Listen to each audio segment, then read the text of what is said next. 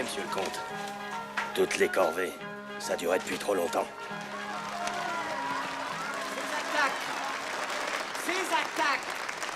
Ces attaques contre les propriétés des nobles à travers tout le pays ne sont pas de vulgaires actes de vandalisme. Ces attaques doivent nous remplir de fierté. Elles sont les bûchers expiatoires des privilèges.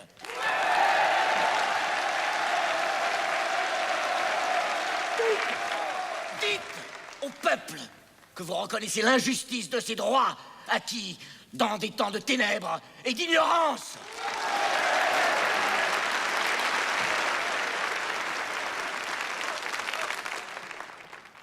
Notre collègue breton a raison. La colère du peuple est une juste colère. Moi, vicomte de Noailles, je propose que tous les privilèges et les droits de la noblesse soient abolis.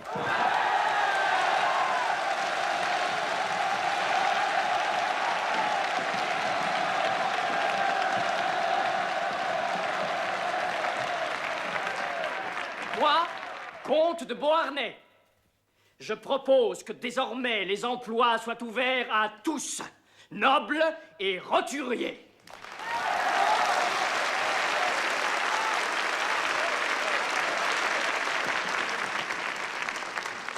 Moi, duc de La Rochefoucauld-Liancourt, demande que l'Assemblée nationale abolisse enfin l'esclavage des nègres, ces créatures dont il ne faut jamais oublier qu'elles sont humaines.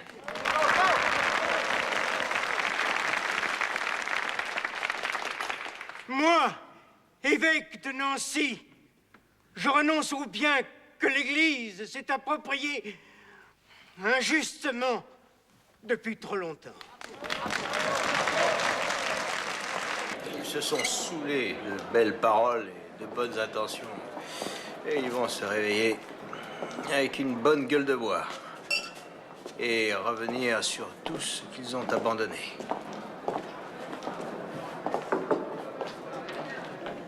Citoyens! Citoyens, écoutez-moi! L'Assemblée a décrété la liberté des opinions religieuses. On s'en fout. Mais beaucoup plus important, elle a aussi décrété la liberté de la presse. Je vais créer mon journal, Georges. J'en connais déjà le nom. Révolution de France et de Brabant. Tu as raison, Camille, écris. Et c'est ce que tu fais de mieux. J'écouterai le peuple et je dirai tout. Ses inquiétudes, ses espérances, ses joies. Mais pour le comprendre, pas pour le diriger. Sans trahir la vérité ni ma conscience.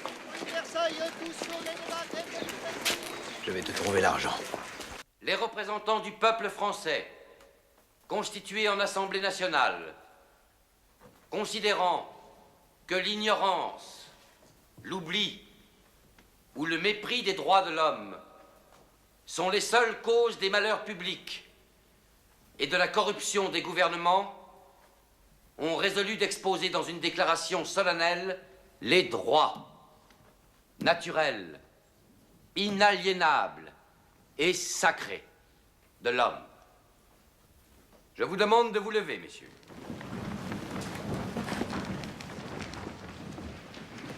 Article 1er. Les hommes naissent et demeurent libres et égaux en droit. Les distinctions sociales ne peuvent être fondées que sur l'utilité commune. Ces droits sont la liberté, la propriété, la sûreté et la résistance à l'oppression. Le principe de toute souveraineté réside essentiellement dans la nation. La loi n'a le droit de défendre que les activités nuisibles à la société. Tout ce qui n'est pas défendu par la loi ne peut être empêché. La loi est l'expression de la volonté générale. Tous les citoyens étant égaux à ses yeux, sont également admissibles à toute dignité, place et emploi public. Nul homme ne peut être accusé, arrêté, ni détenu que dans les cas déterminés par la loi. Tout homme est présumé innocent jusqu'à ce qu'il ait été déclaré coupable.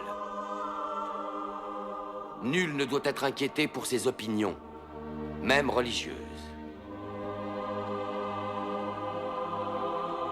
La libre communication des pensées et des opinions est un des droits les plus précieux de l'homme. Tout citoyen peut donc parler, écrire, imprimer librement, sauf à répondre de l'abus de cette liberté dans les cas déterminés par la loi.